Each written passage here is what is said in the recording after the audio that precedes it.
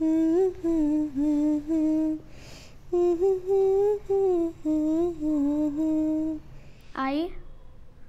मग मला उद्यापासून गोष्ट कोण सांगणार?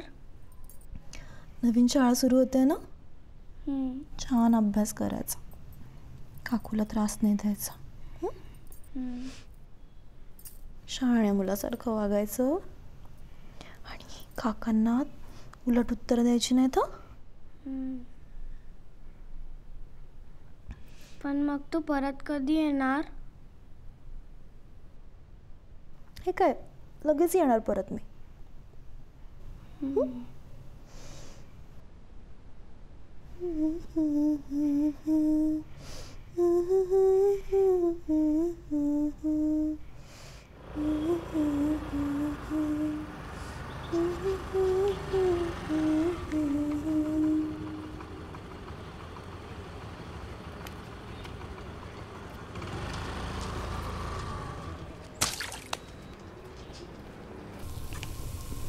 काकू, सांग ना त्यांना.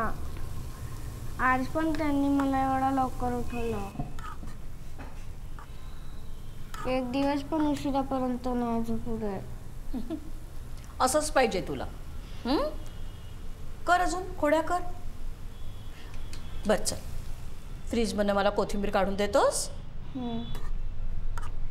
आणि हे बघ, दूध पण पिऊन घे. शाळेत जायचं आहे ना, दूध पी बेटा. काय हे, मी तुला किती वेळा सांगितलंय पावसात जाताना शूज घालून जा म्हणून. सांगितलंय ना. नीट खाली बस, दूध पी. होमवर्क केलायस ना? हो काकू.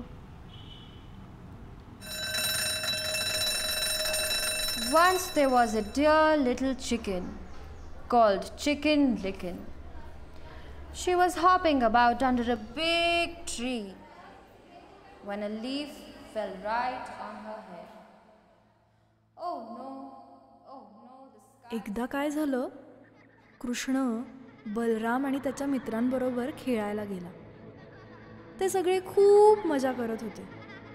इतक्यात त्यांनी पाहिलं की कृष्ण माती खातोय. ते लगेच यशोदेकडे गेले आणि त्यांनी तक्रार केली. यशोदामाई, यशोदामाई, कृष्ण माती खातोय.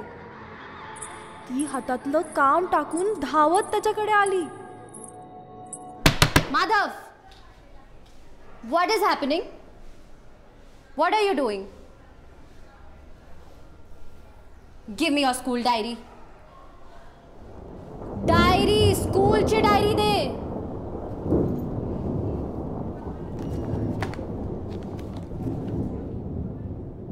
सांगितलं, छान आहे तो. रुळला इकडे.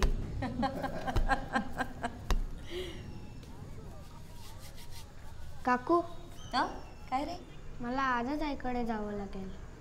का, काय झालं एकदम?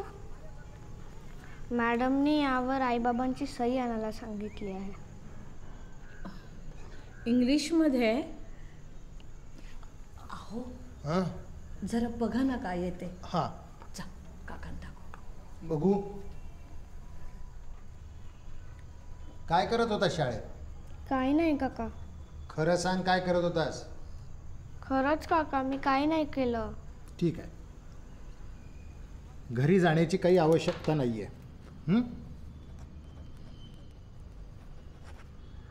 आणि आता तू खोटंही बोलायला सुरुवात केली आहेस. हे बघ, परत जर गोट्या खेळताना दिसलास ना तर गोट्या बाहेर फेकून देईन. जा बस अभ्यासाला.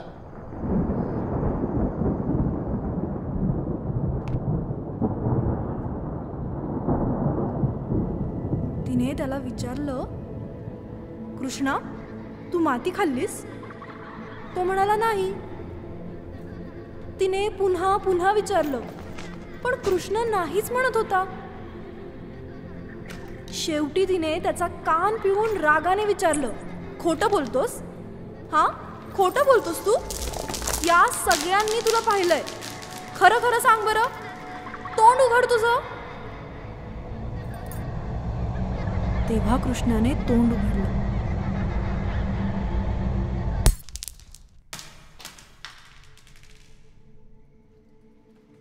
तिला त्यात दिसलं संपूर्ण विश्व.